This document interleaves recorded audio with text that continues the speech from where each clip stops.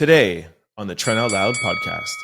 The way that we record our show, we weren't able to get any of the Oscar festivities in our Monday morning show. But that didn't mean that I was going to miss an opportunity to talk about Megan Thee Stallion and that dress. Megan Thee Stallion and her pasties. Megan Thee Stallion and her pasties. Get it? I'm making a joke like Aaron Pierre. That's Mufasa. Get it? All right, forget it, man. What up? It's Trent Out Loud, and I'm back with another episode. All right, it's Tuesday morning, and the one good thing about a Tuesday morning is that it's not a Monday morning. All right, well, have no fear because I have a good show set up for you guys. I have 4 lead stories. We're going to kick it off by talking about something that we forgot to talk about yesterday, and that's Angie Stone's career accomplishments and background. Also, Casey Anthony would like to reintroduce herself. Tory Lanez claims there was no DNA on the device, and Megan Thee Stallion's dress at the Oscars along with other celebs.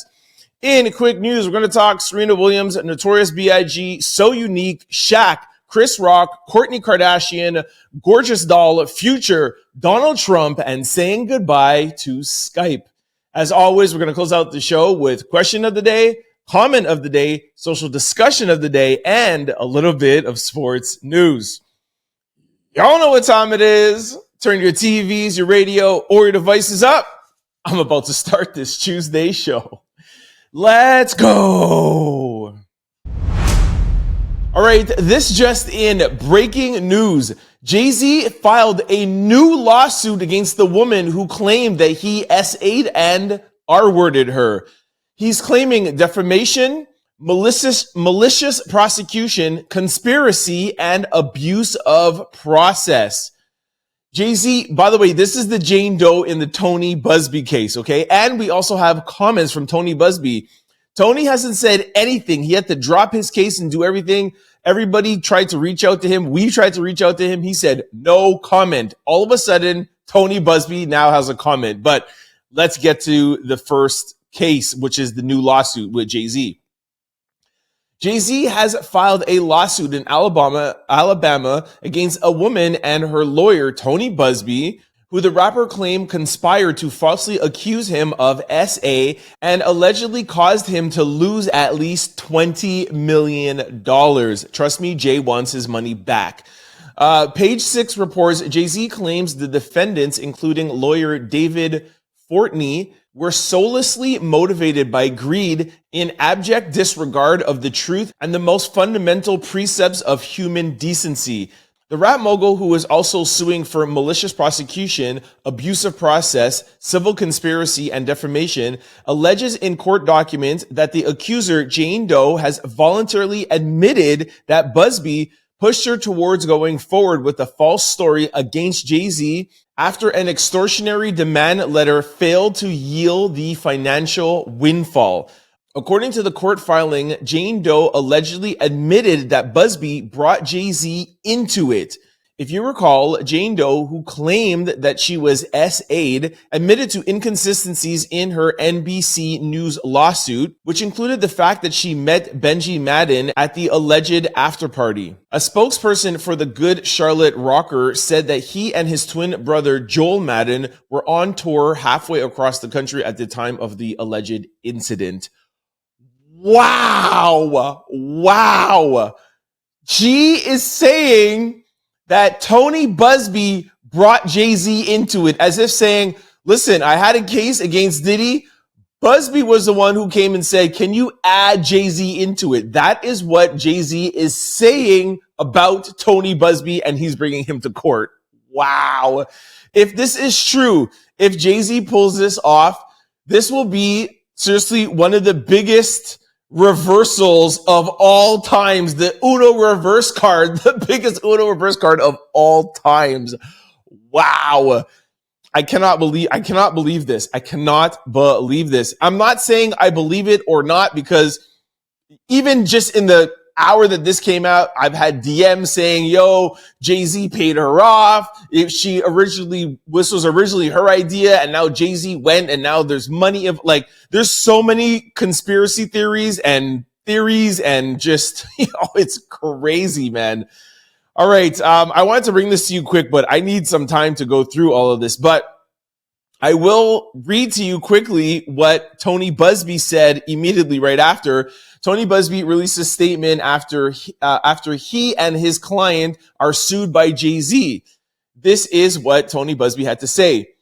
This new case alleges the same claims as the other one they pieced together and filed in Los Angeles. Like the one in LA, this new case in Alabama also has no legal merit. Sean Carter's investigators have reportedly harassed and threatened this poor woman for weeks, trying to intimidate her and make her recant her story. She hasn't and won't. Instead, she has stated repeatedly she stands by her claims. The same group of investigators have been caught on tape offering to pay people to sue me and my firm. After speaking with Jane Doe today, it's clear to me that the quotes arbitrated to her in the lawsuit are completely made up, or they spoke to somebody who isn't Jane Doe. This is just another attempt to intimidate and bully this poor woman that we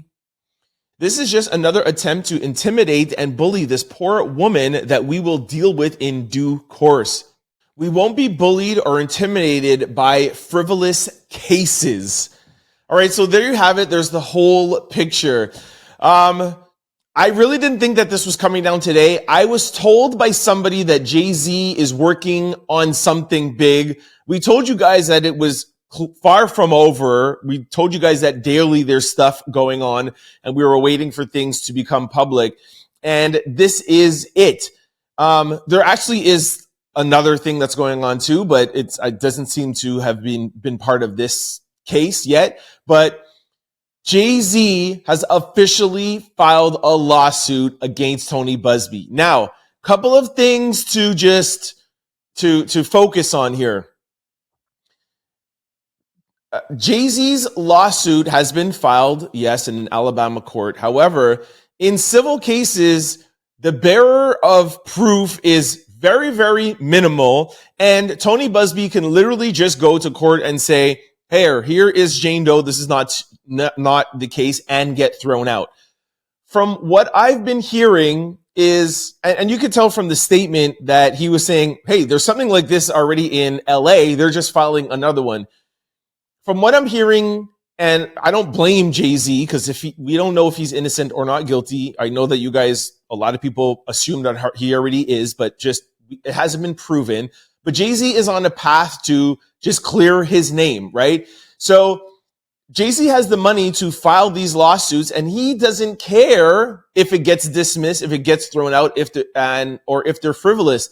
Kind of like how Tony Buzbee or other lawyers do to celebrities.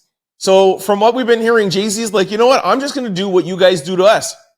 You guys knock on our doors, call our lawyers and say, "Hey, pay us a couple of $1 million or we'll say these things that are maybe true or maybe not true. But because you guys are celebrities, this is going to look bad on you. So we're going to say it anyways."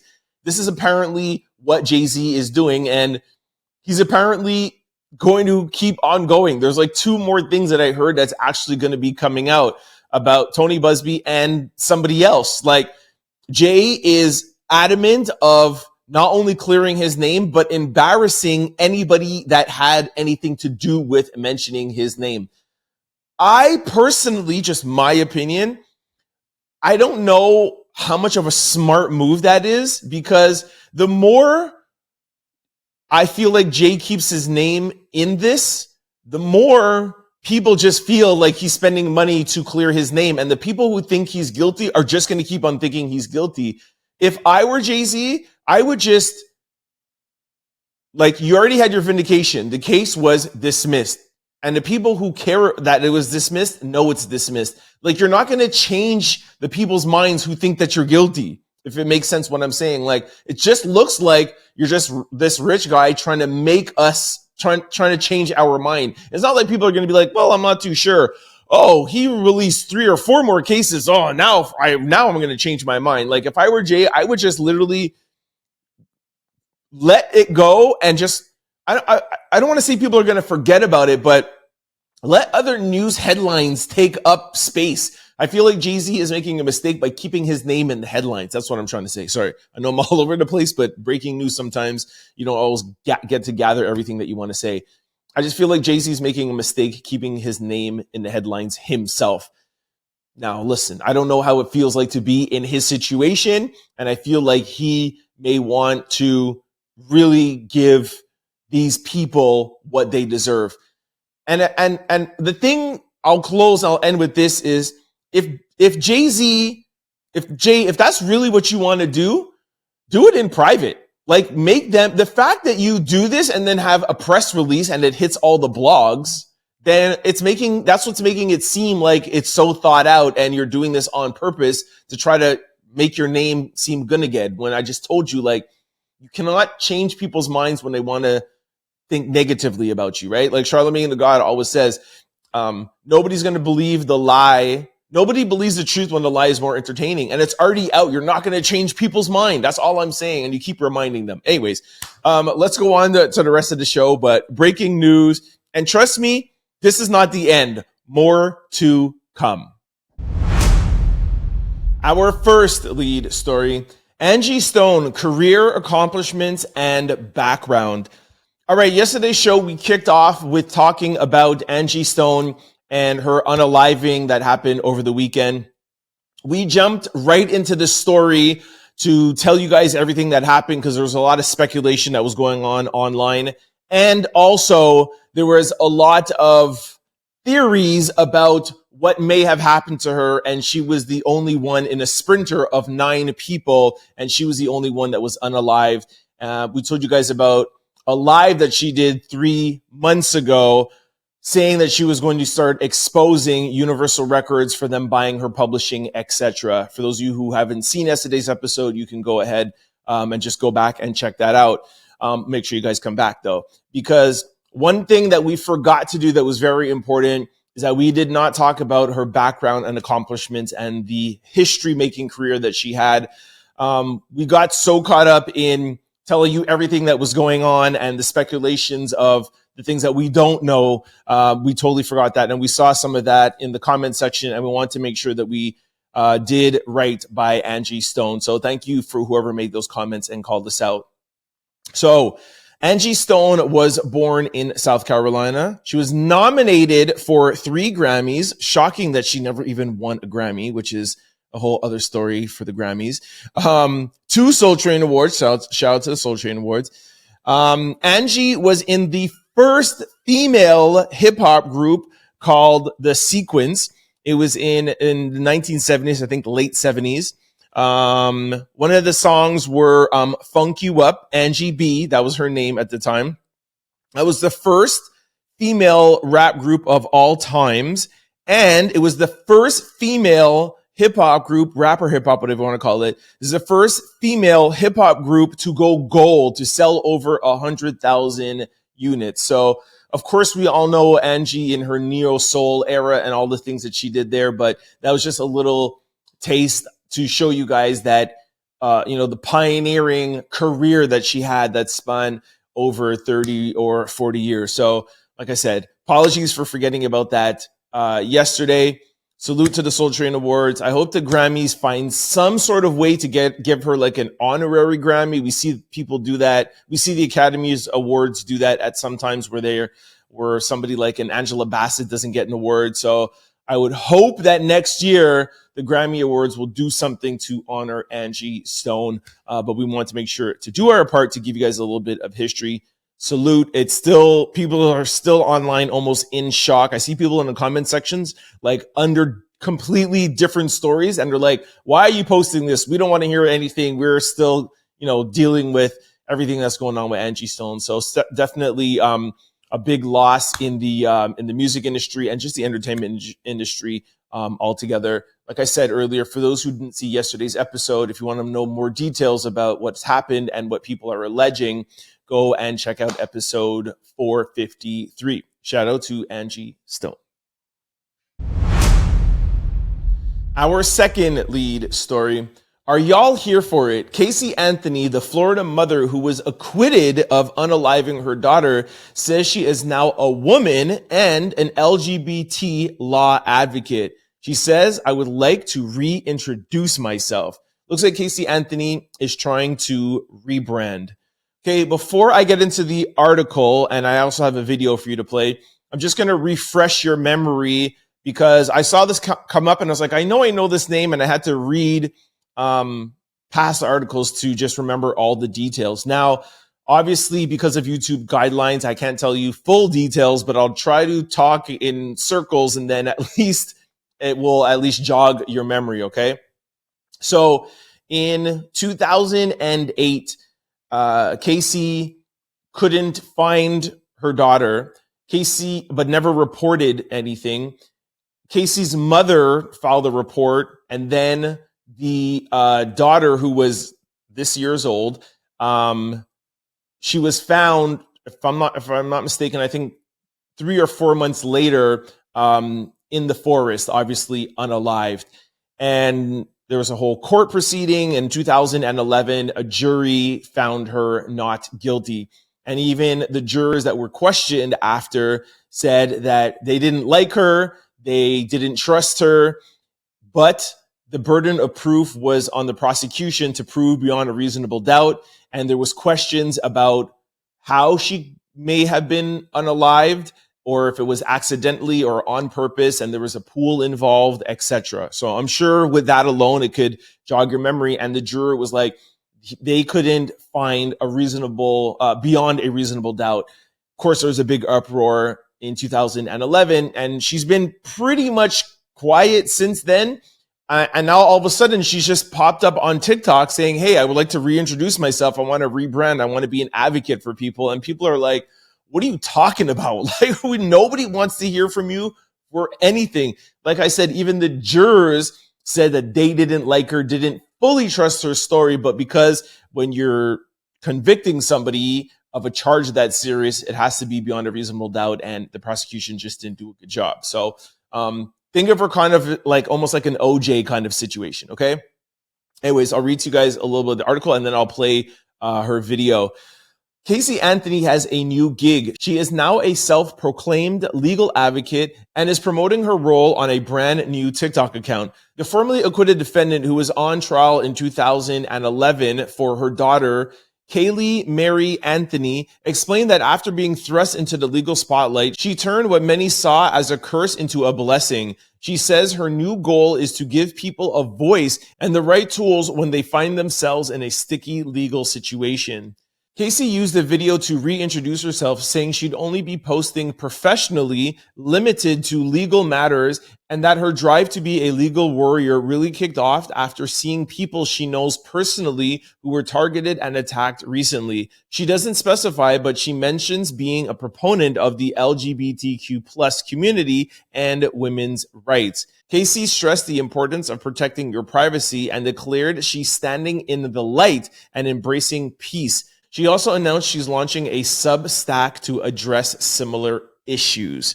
All right, let's jump into the video. Here is Casey. Today is Saturday, March 1st, 2025. This is my first of probably many recordings on a series that I'm starting. For those of you who don't know, my name is Casey Anthony. My daughter is Kaylee Anthony. My parents are George and Cindy Anthony. This is not about them. This is not in response to anything that they have said or done. That's not to say that I'm not going to respond at some point to some of the things that they have said and done. The whole point of this is for me to begin to reintroduce myself. So with that, please join me on Substack. Yes, I am advertising this and publishing this on TikTok, possibly also through other meta platforms, but my intention is to separate from that and showcase even more why Substack is such an important resource for people to utilize moving forward. Halfway through that video, I knew right away this was a money thing.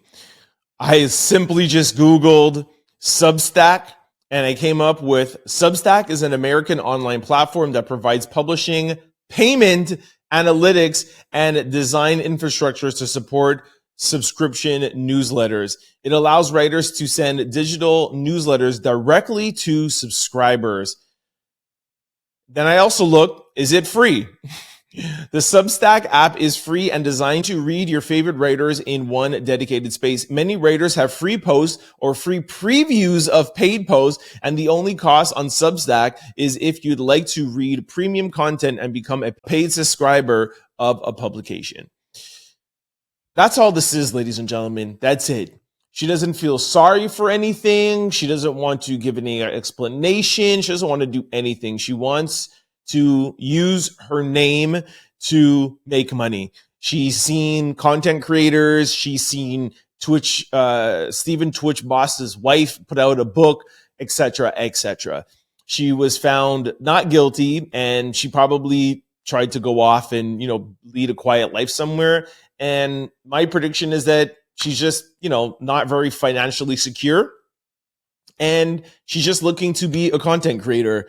I predict that we're going to see more of her on paid apps, maybe like a Patreon or something like that. If Substack doesn't work out, we'll start seeing her do some podcasts. And because don't forget, there's some podcasts that will pay for you to come, right? There's some paid interviews out. She will do a book deal, something. This is just her trying to make money. What I always say, especially like with Stephen Twitch Boss's wife, we as content creators, real content creators, and you guys as the audience,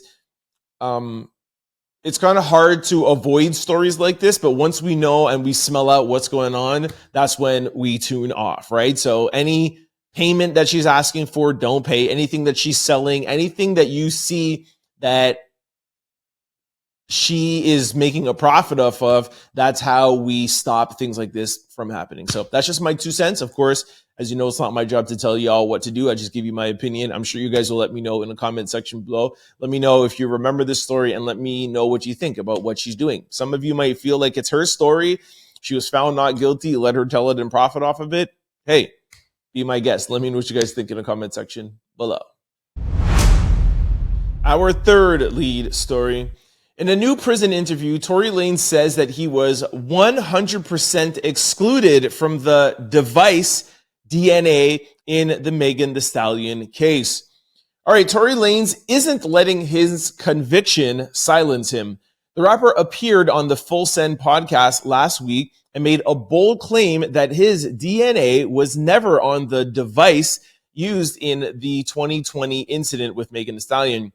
He says 90% contribution that was on the device was a male, not him, and the rest was 2 females and another male, so the other 10%. None of those 4 people are my DNA, so I'm 100% excluded, not inconclusive like they said in trial, and his fingerprints were 100% excluded from the magazine, the device, the things that you put in that device as well. Lanez was convicted in December 2022 on 3 felony charges. And okay, I'm not going to read those. Those things I can't say. You all know what the charges are, right? Megan testified that he was the one who did that to her feet after an argument, while Tory maintained his innocence from the start. His defense has questioned the relatability of the investigation, including the handling of DNA evidence. Despite his claims on the podcast, the jury found him guilty, and he's currently serving 10 years in prison. I'll just jump to the video, and then I'll tell you guys something after. Just go to the video. 4 contributors on this suspected 90% contributor on this is a male. And the rest of the percentages of this are 2 females and another male. None of those 4 people are my DNA. So I am 100% excluded, not inconclusive like they said when I was in trial. My fingerprints are 100% excluded from the magazine.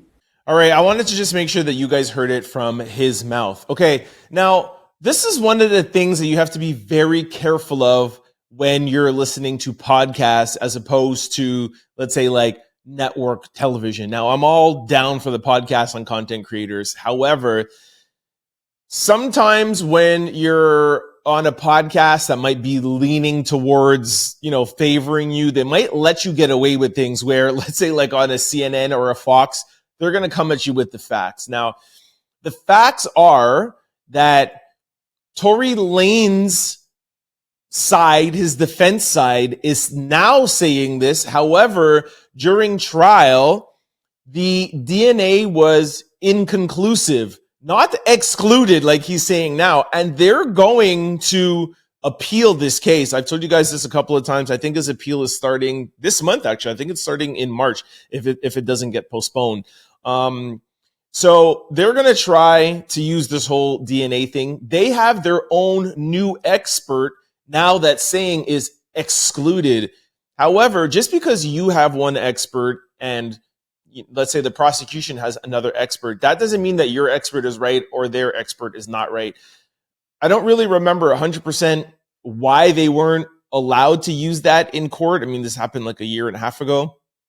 I can't remember exactly what it is, but for some reason that their expert wasn't allowed to be admitted. That's why they went with the inconclusive.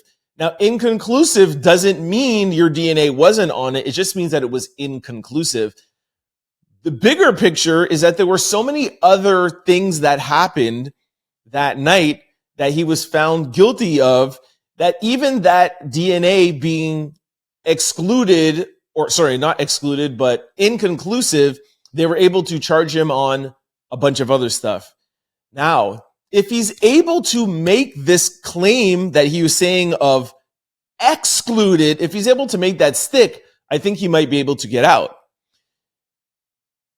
I don't want to get back into the whole trial because this is 2 years ago, but it's coming up now. But remember, there was also the discharge. There was also it's called the Megan Thee Stallion case because of what happened to her, but there's a bunch of other charges that he was charged with. That's why he's inside. Not only the things that went in her foot. Okay. There was things that he let off in the air. There was things of just brandishing it. There was other things that he also did. Okay. But if he could make this claim that he's claiming on this podcast, which I listened to the whole thing, they didn't challenge him once. They just let him say whatever he wanted to say. It's crazy. But it's who is this expert that is saying that it's excluded? Like, who is he? You know what I'm saying? Who is he or she? Like, how many other cases were they on? I think that's what it was. I think their expert was like not even an expert in that field. Like, are they an expert in the field? How many court cases have they spoken on? And I think the prosecution, like the person who they got, he had done like 500 other cases where it's like, can you give me the background and the credibility of your expert witness? You can't just come to court and be like, yo, my homie just graduated from whatever, chemistry school or bio school. And he looked at it and was like, yo, his DNA is not there. Like, come on, Tory. And I'm not saying you don't, but I'm just saying you need to come with a little bit more facts. You can't just get on a podcast and say whatever you want to say. Now, and I understand that might win over, people in the comment section and people that want to see Tory free, but that's not going to work in a court of law. And he knows that. So we'll see. We'll follow up. I'm interested to find out what evidence or new evidence that he has. Let me know what you guys think about this in the comment section below. We are about to face two big trials in 2025. Tory Lanez appeal trial and Diddy's trial. Don't forget, Diddy's trial is coming up May the 5th. Let me know what you think about Tory in the comment section below. Our fourth lead story, Megan Thee Stallion with a show-stopping number at the Vanity Fair Oscars after party. Whoop, whoop. Aaron, my gosh, I forgot now. Oh yeah, Megan Thee Stallion, that's, what? No, I had a whole song set up. Oh yeah, Megan Thee Stallion and her pasties. Yo, Megan Thee Stallion and her pasties. Yo, go Megan. All right, the way that we record our show, whenever something ends too late in the night, we're not able to get it on our Monday show, unfortunately. So you guys know I couldn't miss an opportunity to talk about Megan and the other lovely people that were at the Oscar Awards, and of course also about the awards. But yes, I do think that Megan Thee Stallion was the best dressed. Where was Aaron Pierre, y'all? I didn't see Mr. Big Bad Mufasa at the Vanity Fair. What up, Megan? All right, Megan looked really good. Who else was there? Kelly Rowland. Woo! Kelly looked nice, man. Like that dress, whoo! And just everything about her. She's just very nice. Sorry. All right, Kay. Keke Palmer. Keke, and y'all know I'm a big fan of Keke. There's just something that's not giving Oscar. You know what I mean? Like, if we go back to Kelly's, look at how, like, just different. It doesn't look like you can wear this anywhere else but at the Oscars. Let's look at Megan again. Like, that's just, you know, that's Oscar. That's somewhere like a gown, a gala. Keke, she could go to the club in this. You know what I'm saying? Like, I'm just saying. But anyways, I still liked it. All right, Kim, y'all know that I never hesitate to drag Kim at any moment and time. I think Kim looked amazing. She looked beautiful. Honestly, the choice of going like no makeup, I don't know if I could say that word here, but the NUDES, like that's that look, like, wow, she looked beautiful. Even the hair, like, hey, I just thought it was really, really, really nice. I liked the dress. I thought it was fitting for the Oscars. I think she looked great. I think she looks like she's in good shape. That the neck structure, the collarbone, the shoulders, just like everything. I really liked Kim Kardashian's look. All right, those were the looks. Sorry, Keke. You know I never ever say anything bad about you. You know how much I love you. I just think that dress could have been. It's the Oscars. It's the epitome of, you know, after the Met Gala, like, you got to bring out your best for the Oscars awards, you know? As opposed to the show, I watched it. I didn't think anything crazy of it. Shout out to Zoe for winning. Who else? Like, I didn't think there's anything great, right?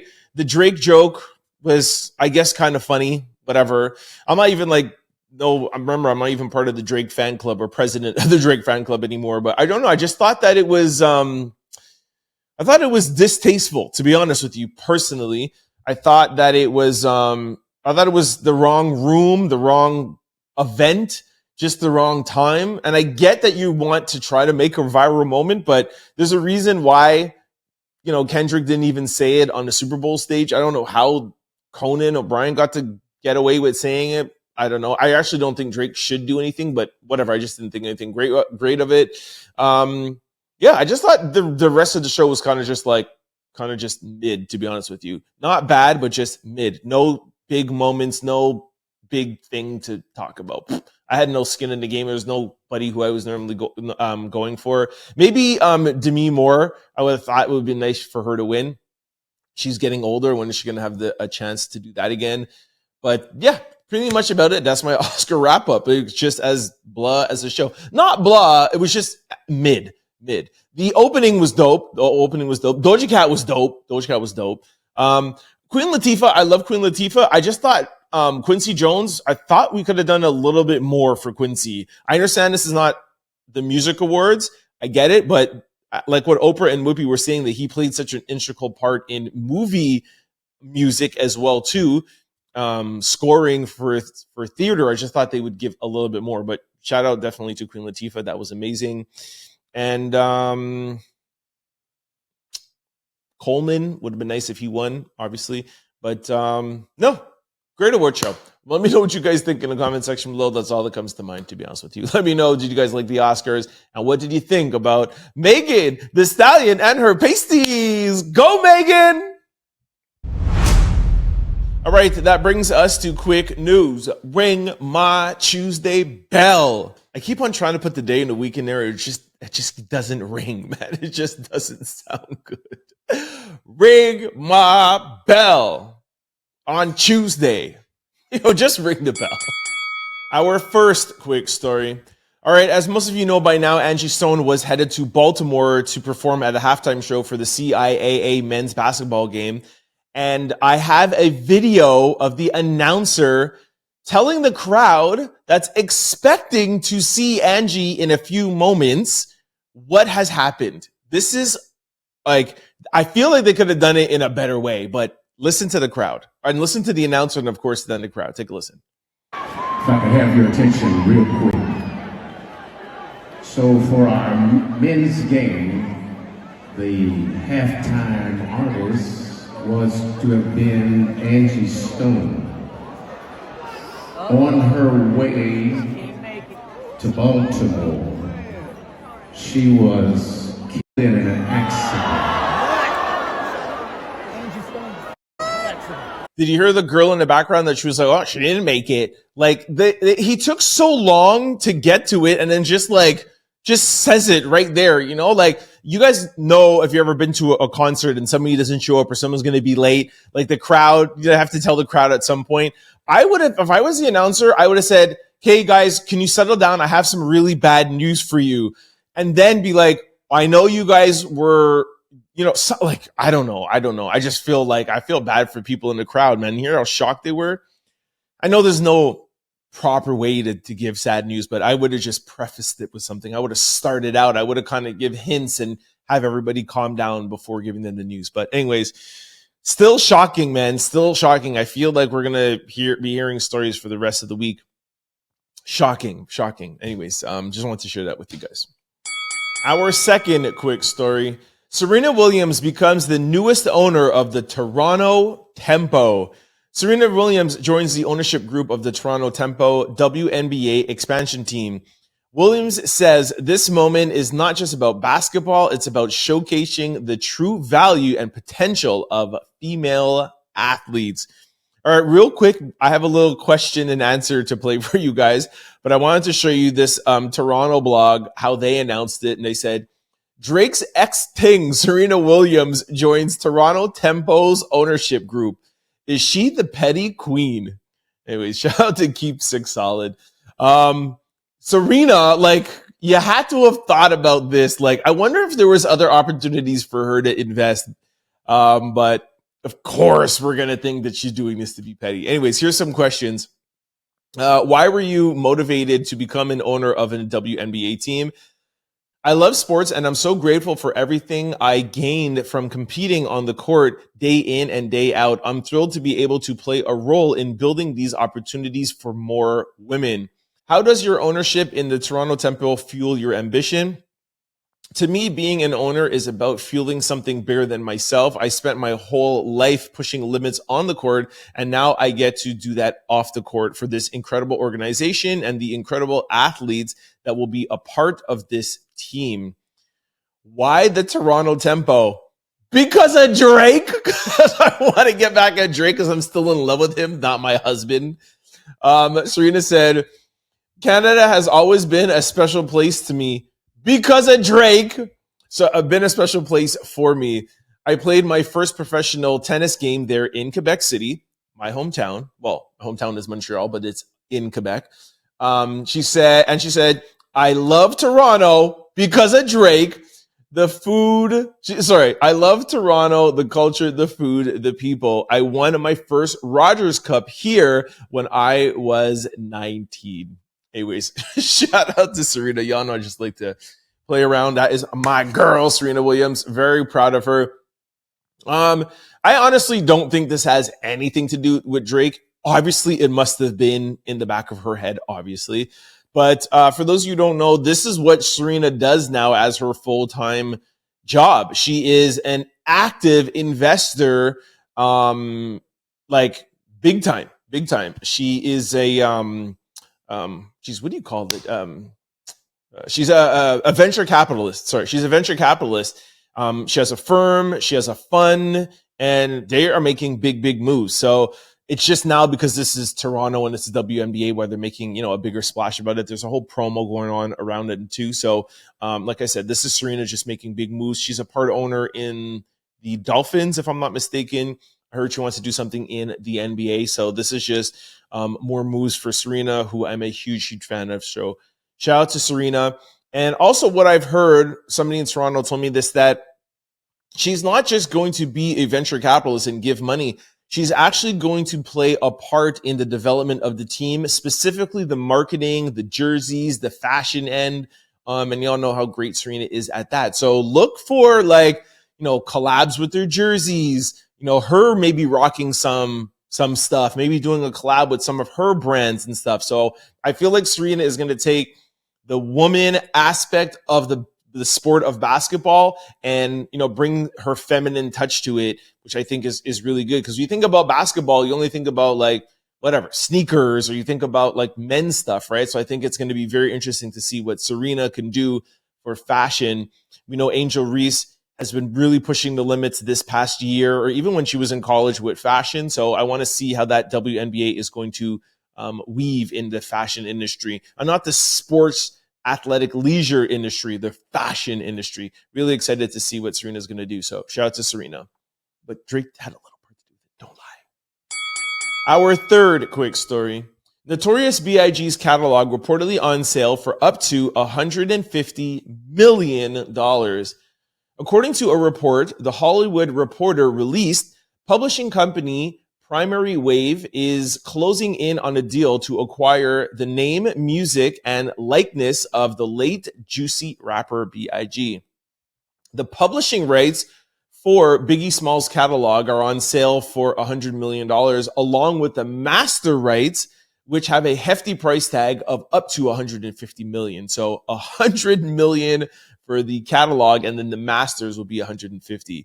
Both sets of rights include his legal name and stage name, voice, image, and anything that relates to his timeless music.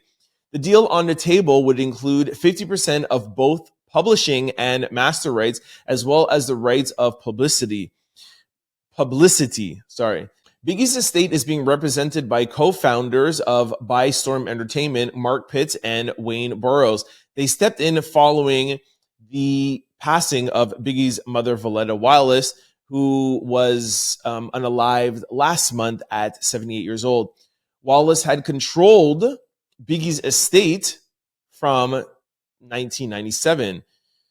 If the deal goes through, Biggie Smalls will join a Primary Wave iconic roster of legendary artists and acts, including Bob Marley, Whitney Houston, and Luther Vandross. Primary Wave founder Larry and his partner Steve previously secured the deal to Luther Vandross in 2021.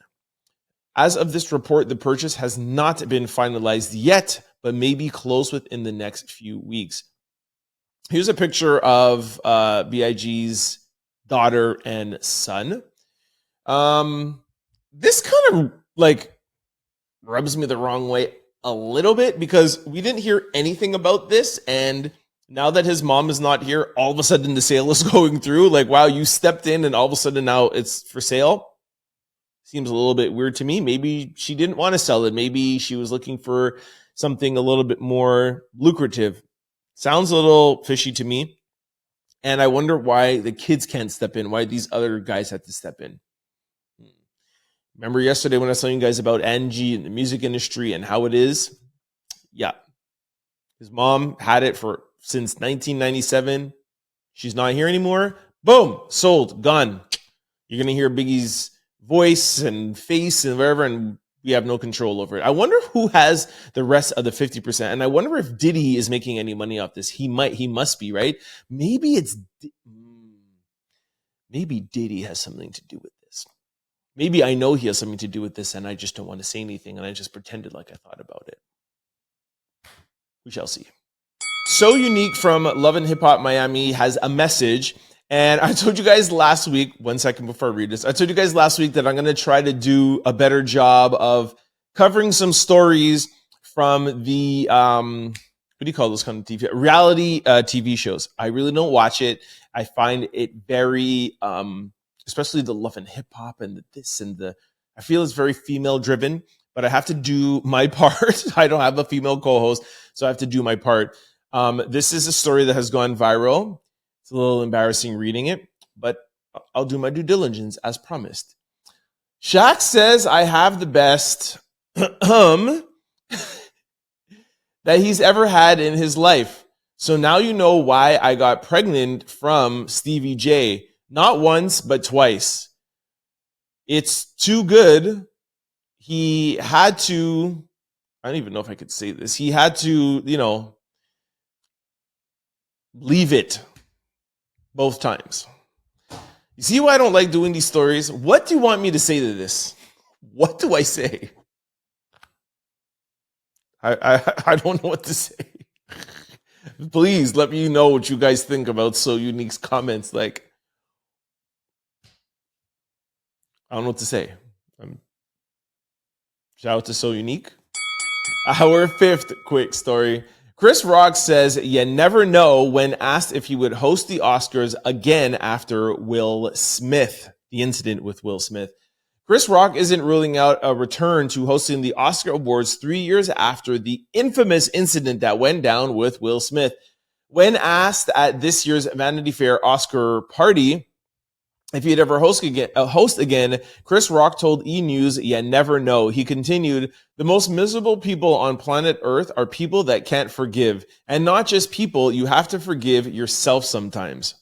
Is that him saying that he forgives Will Smith? Are we going to finally have some progress with this whole incident? As you all know, in 2022, the Oscars became infamous when Rock made a joke about Jada Pinkett Smith, her shaving her head, which led to Will Smith storming the stage and doing what he did to Chris Rock's face. Smith later apologized for his actions, saying that he regrets it and etc. And he apologized. Well, if Chris were to ever host again, he wouldn't have to worry about Will Smith because he is banned from the Oscars for 10 years. Well, I would love to see Chris Rock host again. I thought Conan did a great job, but you need somebody like a Chris Rock. Like, you need somebody who's going to be a little, like, risque, Like, that one joke that Conan did that we already talked about Drake, like, I guess it was risque, but it was just, like I said earlier, like distasteful almost. I would like to see Chris. Who else would I see? I would like to see, like, somebody shake it up, like somebody like an influencer, somebody from the social media world or something. You know what I mean? Like, Chris Rock is not no big movie star. You just need a good comedian, somebody to shake it up. Anyways, let me know what you guys think about Chris Rock. But I love Chris, but we need somebody new. Our sixth quick story. Kourtney Kardashian slams rumors about her son having a baby. Her son's 15, by the way. Kourtney Kardashian isn't here for the fake news about her son, Mason Disick. The reality star, who is 45 years old, shut down rumors that Mason, who she shares with her ex Scott Disick, is a father. She made a rare statement on her IG story yesterday, March the 2nd. So that was 2 days ago. And called out a page pretending to be Mason. She also asked for respect and privacy. Here is her message. She said, "I rarely address rumors and conspiracies regarding myself or my family, but this is about my child, and it feels wrong to let anybody think for a second that these lies are remotely true. They are not. Mason does not have a child. These accounts that pretend to be him are definitely not. They are fake. My son really values his privacy, and I'm asking all media to please be respectful. He is a kid with feelings and a beautiful life ahead of him.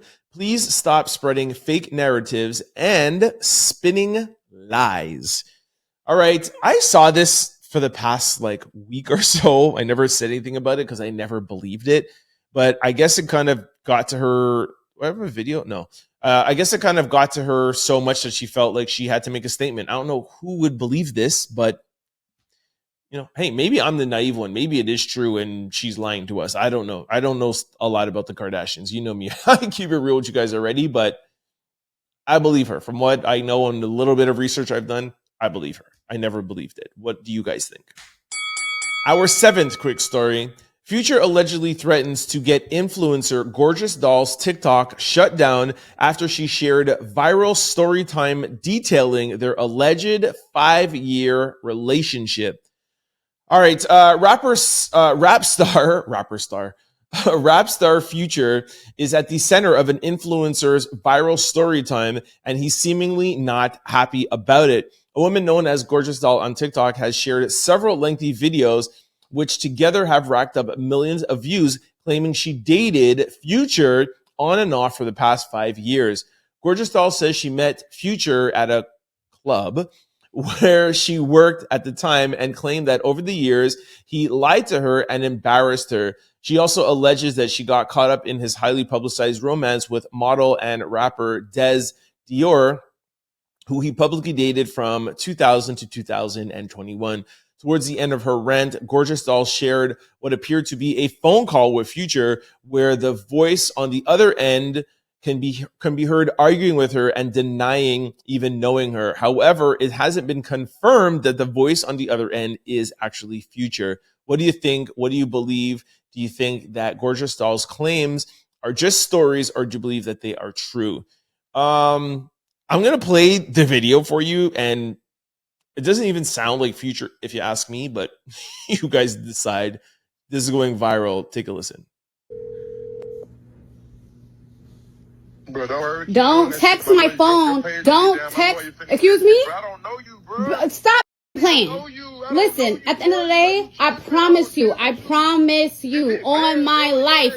Yo, why would Future be answering this girl's call and actually spending time being like, yo, I don't know you, bro. I don't know you. Like, I just don't believe it at all. There's other videos. I'll play one other thing here for you. Listen to this. This is when I found out that he was not my man. He was everybody's man. How could you even start off a video by saying, this is when I found out he was not my man and he was everyone's man? Everybody knows, every girl knows that Future ate her man. Like, give me a break. This is Future that we're talking about here. Like, how is this like shocking to her? Anyways, I don't understand why people get caught up in these story time viral things from these girls. Like, I just don't understand how she has millions of views. Anybody could just pick up the camera and say these things. Like, I bet you she probably met him like one night and she's parlaying this into like a big thing. Yo, if you don't have receipts upon receipts upon receipts, I'm not listening to you. Like, if you were in an on and off relationship for 5 years with Future, you would have DMs, you would have phone calls, you'd have pictures, you would have so much. We have seen this played out a bunch of times, and we have seen people with 20 more times the receipts that this girl is having. All she has is stories. I don't believe it at all. You guys let me know what you guys think about it in the comment section below. Our 8th quick story. All right, Donald Trump posted this on his True Social about the State of the Union. Tomorrow night will be big. I will tell it like it is. I'm very, very excited for the State of the Union that's going to happen today, actually. I just feel like Donald Trump feels like he is primetime television. Like, I honestly think that normally for like a State of the Union, it's like, America, I cannot wait to, speak to you. I cannot wait to address you. Like, and I understand that he's not very political, but it just sounds like, and I've given him credit for not being political. I've said that he's changed the language of politics, which I think is good. He brings in a younger demographic that way. I love it. But tomorrow night will be big. I will tell it like it is. It almost seems like it's an Apprentice like promo, like it's going down like tomorrow night. Like, yeah, we're talking about people's lives. We're talking about the government of the United States of America, and this guy is promoting it like it's a primetime special. But I guess that's what happens when you're, an executive producer of television shows for 20 years and you become the president of the United States. No shade, but I'm just saying. State of the Union, not a season finale, Mr. President. Our 9th quick story. Skype to be shut down by Microsoft. End of an era for the iconic video platform. Do y'all remember Skype? I had to throw this in here, man. Yo, I remember Skype came out. I thought it was the greatest invention like ever on the planet. Microsoft has confirmed that it is shutting down Skype in May 2024, making the end of the iconic video calling platform that revolutionized online communication. The announcement, reported by the Associated Press, states that Microsoft will retire Skype and transition its services to Microsoft Teams. The decision comes 14 years after Microsoft purchased Skype for $8.5 billion. The company now shifts its focus to more integrated communication tools under the Microsoft 365 umbrella. While Skype accounts will remain active, users must now log into Microsoft Teams to continue accessing video calls and messaging services. According to Microsoft, the company is phasing out Skype to consolidate its communication services under Microsoft Teams, which is now the preferred platform for business and personal users. The shutdown of Skype is primarily due to a decline in popularity as competitors like Zoom and WhatsApp have dominated the video call space, leading to a shrinking user base. Skype was founded in 2003 by a team of engineers. It quickly gained popularity by offering internet-based calls, eliminating the need for traditional landlines. Despite being an industry pioneer, Skype gradually lost ground to Zoom, FaceTime, Google Meet, and Microsoft Teams.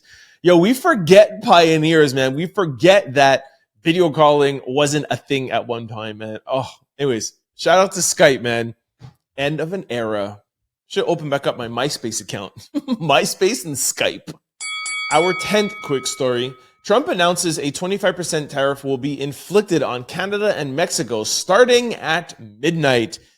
Donald Trump has officially announced that a 25% tariff will be implemented on both Mexico and Canada starting at midnight. According to AP News, Trump is doing this to fight against DRUG and stopping illegal immigration. This is still his excuse? Like, what is he talking about, man?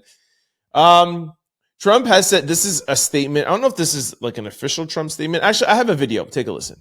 So we're going April 2nd, but very importantly, tomorrow tariffs 25% on Canada and 25% on Mexico, and that'll start. So they're going to have a tariff. So what they have to do is build their car plants, frankly, and other things in the United States, in which case they have no tariffs. Trump said the tariffs are to force the two U.S. neighbors to step up their fight against DRUG, trafficking, and stopping illegal immigration. But Trump has also indicated that he wants to even the trade imbalance with both countries, as well as push more factories to relocate in the United States. Say that that's why you're doing it. Hey, I campaigned on America first. I want to bring more jobs here. What are you talking about DRUG and the illegal immigration? Stop that. And really what you want is you want on your resume the fact of you making Canada the 51st state. That's what he really wants. He wants to go down as one of the most revolutionary presidents of all times. And in his 4 years and potentially more, according to him, yeah, he wants to amass everything for the U.S. And I'm not saying that that's wrong, because his job as president is to look out for the U.S. So I have no problems with his desires and his passions.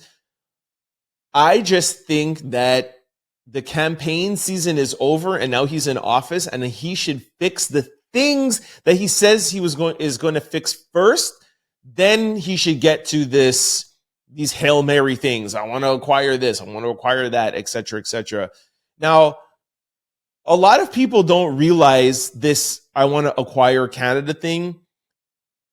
In the past 100 years, there hasn't been major territory changes like that. But if you go back in history, there was a time where Texas and California and another state was part of Mexico, and the U.S. wanted to buy it out. So this is not, in our lifetime, it's crazy. And I know Canada's a sovereign nation. I know all of that, but I'm not opposed to him wanting that. I just think that he needs to worry about egg prices, gas, inflation, housing, and a bunch of other things before he does this. And increasing tariffs, what we've talked about a bunch of times, I don't think is going to help with the economy. I think it's going to make it worse.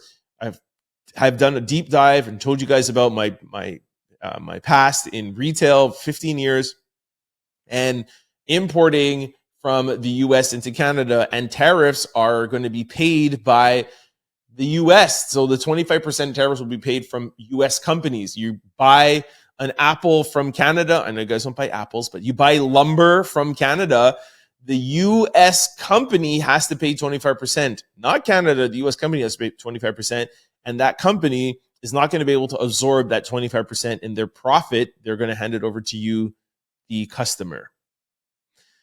We'll see. We'll see, Mr. Trump. And we'll see what Canada is going to do, because I think Canada is going to impose their own tariffs so they could, have this whole trade battle, which I don't think is good for anyone's economy. So we shall see. And also, too, wasn't this supposed to happen last month? And then they said, hey, we talked with everybody and it's fine now. We'll revisit it in 30 days. What happened in the 30 days? Like, nothing happened. What happened to the negotiations? How come we don't hear about the day-to-day with that? We just hear, all right, there's going to be tariffs again. Like, what happened? I would love to know. Tell us, please. Anyways, we'll follow up on this. I feel like we'll hear more about this at the State of the Union, and we'll see what Canada says. I'll follow up and let y'all know. Our 11th quick story. Diddy's team reportedly slams Aubrey O'Day for comments made about him on The Masked Singer. Remember who gave you your platform. Now, why would you go and say anything? Like, Diddy's legal team irks me, man. Ugh. Aubrey O'Day had a few things to say about her former boss Diddy on The Masked Singer, but his team wasn't having it. A source close to Diddy told TMZ that Aubrey should remember who gave her her platform in the first place, saying, it's all thanks to Diddy that she had the incredible opportunity when she was cast on MTV's Making the Band as a member of Danity Kane nearly 20 years ago. They also pushed back on her claims, reminding her that Diddy is also detained and hasn't even gone to trial yet to present a defense, so none of her claims fully hold up, at least not yet. While Aubrey didn't exactly name Diddy, she described him fairly well, and we all knew who she was talking about. During her reveal, she also mentioned her ex-boss changing his middle name to Love, and reclaimed the word by forming a heart shape with her hands. Here is a video. Take a listen. My ex-boss, he calls himself Love. He legally titled himself that, and he uses the love heart to express that everywhere he goes. He's in prison now, and I just want to say to you guys, the love heart is now here.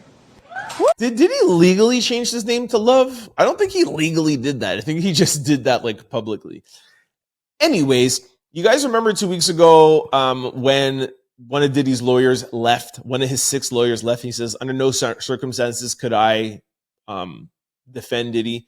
These are one of the reasons why I heard that he left. For things like this, this is Diddy sitting down there. You could hear the Diddy in here like, if it wasn't for Diddy, she would have had the opportunity to be on these stages. This is Diddy sitting down there just like, getting things off of his chest while he's behind bars, which I don't understand why he's even wasting his time, and he should literally just be focused. If I were him, I wouldn't say anything that didn't have to do with the Fed charges. Say whatever you want on civil cases, lawsuits. I wouldn't say nothing. Like, anyways, that's just me. All right, this brings us to our new segment and my favorite segment, Comment of the Day. All right, Peggy says, you are adorable. Don't pay attention to the haters. All right, Peggy, I think you're adorable too, although I can't see you because you just have a P in your avatar. But hey, you should change it to an A for adorable. I don't feel like I pay attention to the haters. I feel like I maybe pay attention to people who disagree with me, but I don't call them haters. And I do see some hater comments in the comment section, and I don't pay attention to them at all, I don't think. And like Cat Williams says, if what's this saying? He said, if you don't have haters, if you only have 100 haters, try to work harder so you can have 100 more tomorrow or the next day, something like that. Basically, if you're not doing anything, you don't have haters. So hey, it's good to have them. I really messed up that analogy, but I'm sure you guys know what I'm talking about. All right. Tamara from Buffalo said, and by the way, I hope I'm pronouncing your name right, Tamara. Trent, I'm glad I didn't give up on your podcast. Honestly, I was sick of how you were Drake obsessed, but something kept me coming back to the show. Now I shared you with my sister to listen to you in the morning. I'm a registered nurse in Buffalo. I work with mental health on an ACT team, and I listen to you while I get ready for work every day. Thanks for getting my day started, and thank you for the work that you do in the mental health space. Sorry for dragging you about Drake. I was sick of hearing about him. It's all love, even though you hate Buffalo. All right. First of all, I don't hate Buffalo. I love Buffalo. I just wasn't going for the Buffalo Bills. I was going for Kansas City, or I was going for the Ravens when they played. But that's just a team thing. I love Buffalo, first of all. Second of all, thank you for your comment. I know that should have been first of all. And also thank you for sharing it with your sister. I always ask you guys at the end of every episode, share the episode. So thank you for that. And what else? Yeah, the Drake part.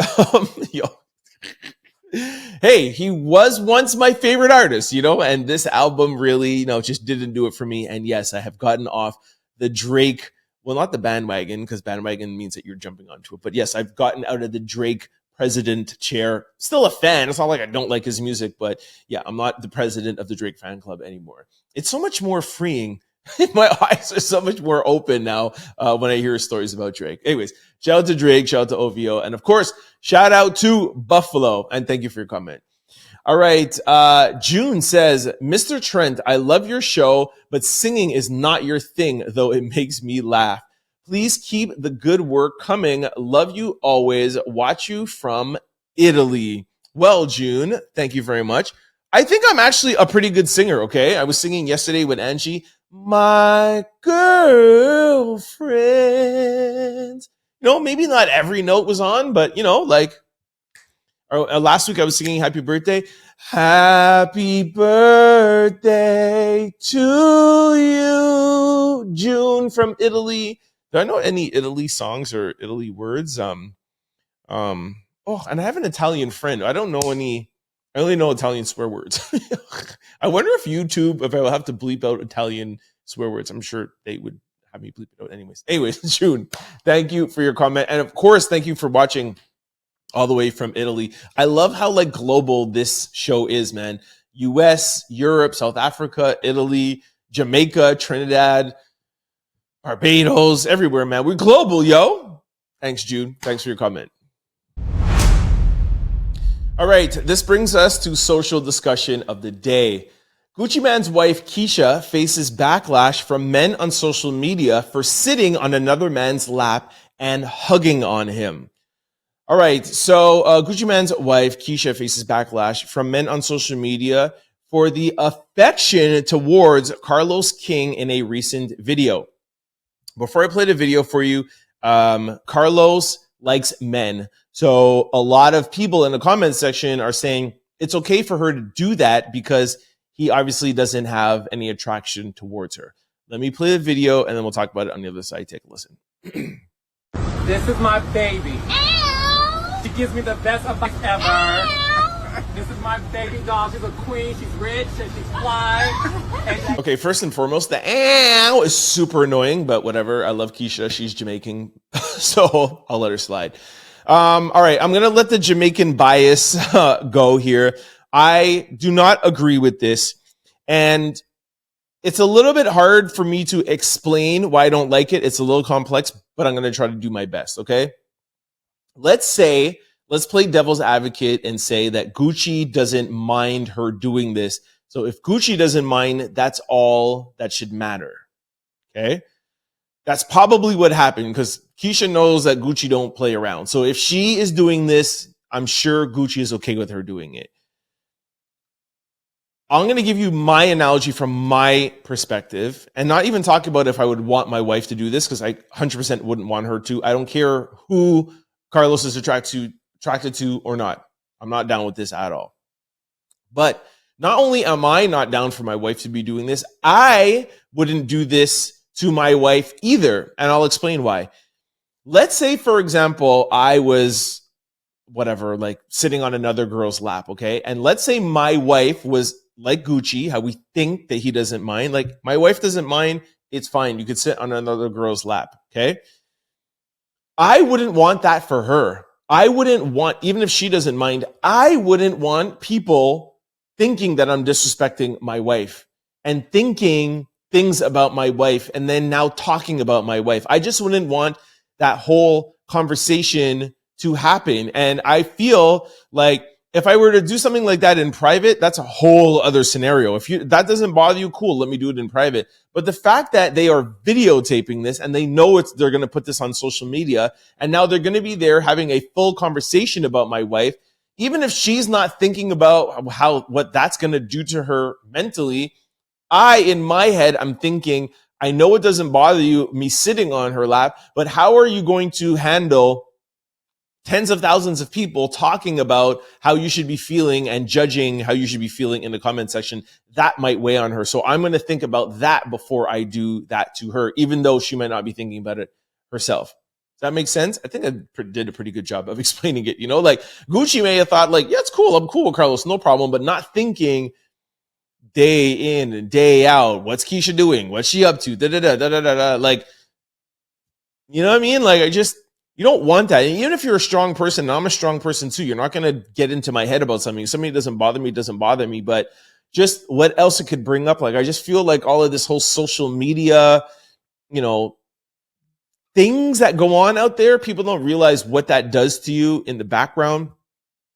I just wouldn't want it. I don't think it's worth it. They could have gotten by without doing this video. So you guys let me know what you think in our comment section. Would you like your significant other to do this? And also, would you do this to your significant other? Even if your significant other was like, it's okay, go ahead. Would you still do that? Or would you think ahead for them and be like, I'm not even going to be putting you in these situations, boo-boo. Know what I'm saying? All right, this brings us to question of the day. What shouldn't be embarrassing but is? Okay, this is a good one. Somebody said talking to men. Buying Plan B pills. Should that not be embarrassing? That is embarrassing, and it should be embarrassing. Somebody says having a baby daddy. Okay, that is not embarrassing and shouldn't be embarrassing. Asking for money when it is owed back to you. That's a good answer. Because it shouldn't be embarrassing, but it kind of is. It's like, oh, you get that feeling in your stomach, like, I hope this doesn't turn into something. Very good answer. Somebody says walking back after bowling. I love good answers like that. It's a tad bit embarrassing and shouldn't, but I get it. Somebody says being on your, that woman cycle. I think it's not the cycle that's embarrassing. I think it's the things that come with it, right? But anyways, I'm a guy. I'm not going to get into it. Somebody says the U.S. president. That's funny. Don't come at me, guys. That was somebody else's comment, but it's funny. Donald Trump is embarrassing, but he shouldn't be. It's funny. Crossing the street on a busy street. How's that embarrassing? Somebody says, what? Opening up a pad in an echoing bathroom. Ladies, is that embarrassing? Opening up a pad in an echoing bathroom? Somebody says, doing a number 2 in somebody's house that you're visiting. That is embarrassing, and it should be embarrassing. Not to me. I really don't care about those things, but I guess most people. By the way, I get embarrassed over nothing. I would literally go and say, look, my stomach is hurting. I gotta go. And I'll ask for maybe a bathroom that's not on the first floor. You know what I'm saying? But yeah, I don't care about those things. Somebody says, walking out the store with nothing. I have no shame in my game. Nope. Somebody says being at a new job, just being there, like smiling. It's uncomfortable. Somebody says, coughing in a room full of people that is quiet. It's true, huh? That shouldn't be embarrassing, but it for sure is. Somebody says fixing a plate at an event. How's that embarrassing? Being at the grocery store counter by yourself and your mom going back to get something else. See, these things do not embarrass me at all. I'll just be like, hold on one second. I'm like, sorry to you 10 people who are waiting behind me. Somebody says getting out of a pool. Facts. That shouldn't be embarrassing. Somebody says paying for pads. Buying a pregnancy test. That's another thing. I don't care. Like, boom, here you go, buying that. I don't care. Sorry, guys, I have to sneeze. Sorry, I tried to hold that in, but I couldn't. Your first day at a new job. Facts. Not being able to turn during traffic and it's one lane car behind you and you literally can't go. 1,000%. That doesn't bother me, but I get how people are embarrassed about that. Saying goodbye and then you both walk in the same direction. Super embarrassing. That's even a little embarrassing to me too. I hate when that happens. Somebody said running for a bus. These are all really good answers, man. Another person said, anyways, I won't say it. Walking in a full auditorium. I don't mind those things, but I totally get it.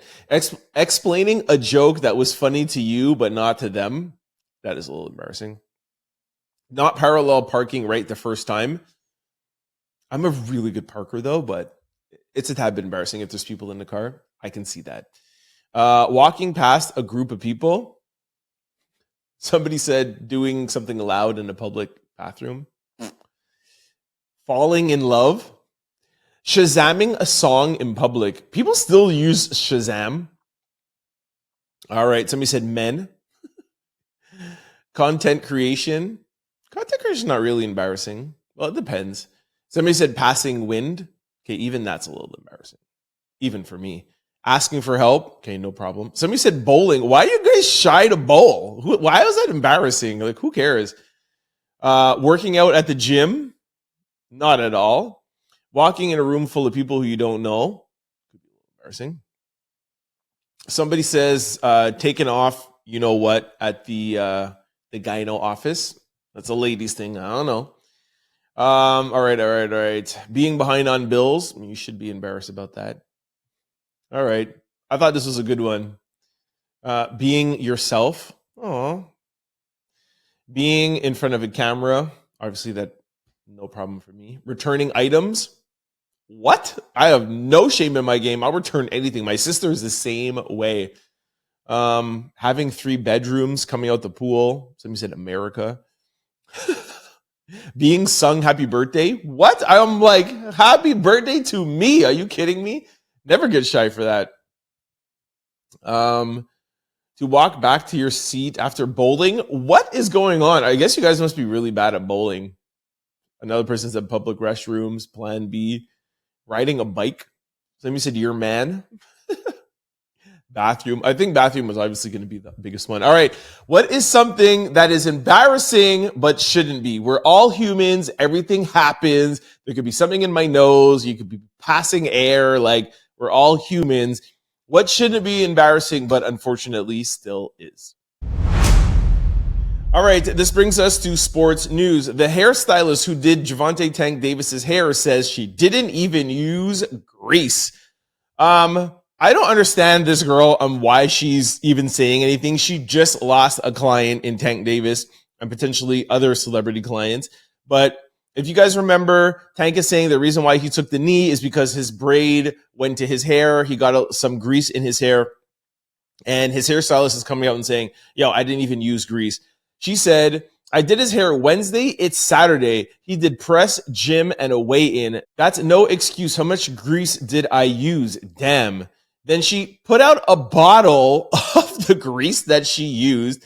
And it says on the bottle, no wax, no grease, no alcohol, no flakes. Listen, I get my hair braided all the time. Whatever it is that you use that could go in your eye would burn your eye. However, he didn't come out and blame the hairstylist, so I don't understand why she's coming out and saying this. He didn't blame her. He's actually really blaming himself. And really what it wasn't necessarily the grease. It was more the hair. If you watch back the video, the hair came across one to his eye. Maybe there's a little bit of grease, probably sweat or whatever it is. He didn't intentionally mean actual grease. He just meant the hair product, the sweat, the hair got into his eye. Like, it's not a big deal, folks. They are still going back and forth. By the way, him and Lamont are just still going back and forth. They're saying, yo, we're going to, have a rematch. Yo, you can't handle me. The other person saying you can't handle him. Blah, blah, blah. They're going back and forth. I don't think this is going to happen this year. But if it does happen, that's going to be a big payday for both of them. Maybe this is why this happened. I know that they say boxing is a little fixed, but who knows really what happens. But yeah, the L here is the hairstylist. Like, she did not have to come out and say that at all. Let me know whose side you're on in the comment section below. You think Gervonta was in the wrong? You think Lamont won? Whose side are you on? And do you want to see a rematch? Let me know in the comment section below. All right, you guys, thank you so much for kicking it with me on this Tuesday morning episode. Shout out to everybody who tuned in, all the comments and everything. It's always so cool to read the comments and be like, oh, I ended off my day without you, or I start off my mornings with you, or you help me get through work, man. It's really, really fun. So anyways, hope you use this podcast however you used it, during your day, the beginning, whatever. Hope that we are able to accompany you through your Tuesday, whether it be morning, night, or whatever. All right. Before I let you guys go, just want to remind you of all the ways to keep up with the Trent Out Loud podcast. For those of you who are watching right now on YouTube and you are going in your car, you're going on a flight and you're wondering, yo, how do I catch the Trent Out Loud podcast? Wednesday's episode, Tuesday's episode, and I'm going on a plane. What am I going to do? Yo, we got you. All of our episodes, I don't know why I'm trying to make it dramatic. All of our episodes are available on all podcast platforms. So you can download us. Just go to your desired site, type in Trent Out Loud. The show will pop up. Don't forget to hit the follow or subscribe button so that you can be notified every time we upload a new show. And just like YouTube, we upload daily. So download at your heart's content, to your heart's content. Vice versa, for those of you who are used to listening to the show on podcast platforms, thank you for checking it out regardless. However, if you do have some time in your day, come over here and check us out on YouTube. It's a party over here. Whenever I'm talking about people in the comment section, it is over here on YouTube. We have a great community going on over here, so check us out. Plus, also, too, it is a better way, I think personally, to digest the podcast is on YouTube. Watch us on video. You see me live and animated on your screen. You'll see the videos and pictures. So come check us out on YouTube. Just head over to YouTube and type in Trent Out Loud. The show will pop up. Don't forget to hit the subscribe button. Don't forget to hit the like button. Please comment, even if it's, hey, Trent, like the show, didn't like the show, disagree, whatever. Please comment. This podcast is not a solo podcast. It is mine and yours. So I definitely need your podcast to keep on going. So please make sure you comment. And lastly, I think who said they shared the podcast? One comment, I think it was Tamara, said, I don't know if I'm pronouncing your name right.